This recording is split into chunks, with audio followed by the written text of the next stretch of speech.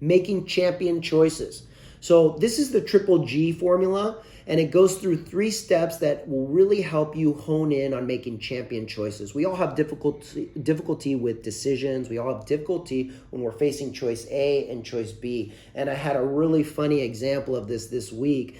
I was looking at this student on the mat in my Brazilian Jiu-Jitsu school. I'm teaching the class, and he looks at me and said, Professor, oh man, my stomach's killing me. I said, what happened? He said, well, I really made a bad choice. And I was like, what choice did you make? He said, I just finished a ton of pancakes before class.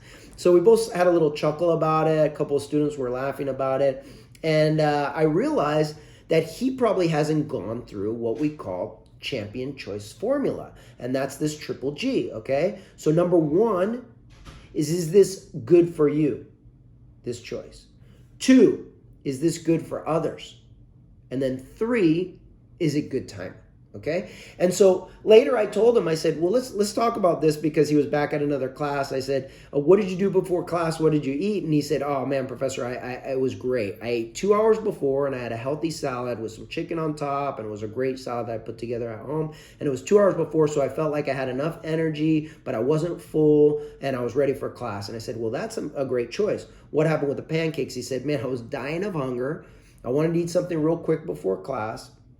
But when I looked in the fridge, I was like, man, this is gonna be so good if I pile in a bunch of pancakes, and I'll probably have a ton of carbs and be ready for a strong class. Meanwhile, he knew that throwing on the syrup on top of the pancakes, having a ton of them, putting the butter on top, all of this is gonna mix together for a bad choice, right? So I talked to him a little bit about the triple G's, and I said, well, if you look at the pancakes and you say, hey, is this gonna be a good decision for me, right? And you're gonna right away say, and he told me, he's like, nah, it's not going to be good. And then 2, is this going to be a good decision for others? Well, it's not a hugely bad decision with the other people, but I have had students who accidentally let out their pancakes, let's say, on the other person on the mat. So it's not a great decision for others, right? And then 3 is the other thing, is that is it good timing, right? Just before class, half an hour before class, not good timing, right? So he agreed with me on all of those.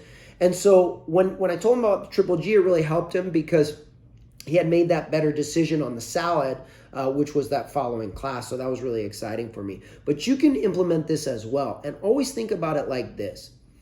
If you're missing any of the yeses for the triple G, so let's say on the first one you're making a decision, and is this good for you? And you think, you know what, this is not too good for me. Okay, that's fine. If you're missing 1 and you still got 2 yeses on them, you're still pretty good. So it's a decent decision. Don't worry, okay? But if you're missing 2, like this is not good for me, it's not good for others, okay? Now you're missing 2. This is a really poor decision. Be careful, okay? And if you're missing 3, you better not do this decision, because it's not good timing either. Forget about it. This is a bad thing to do, right? But if you've got at least two of the 3 of the triple G's, you're looking good. And if you have all 3, this is a great decision. Go for it. Champion choices.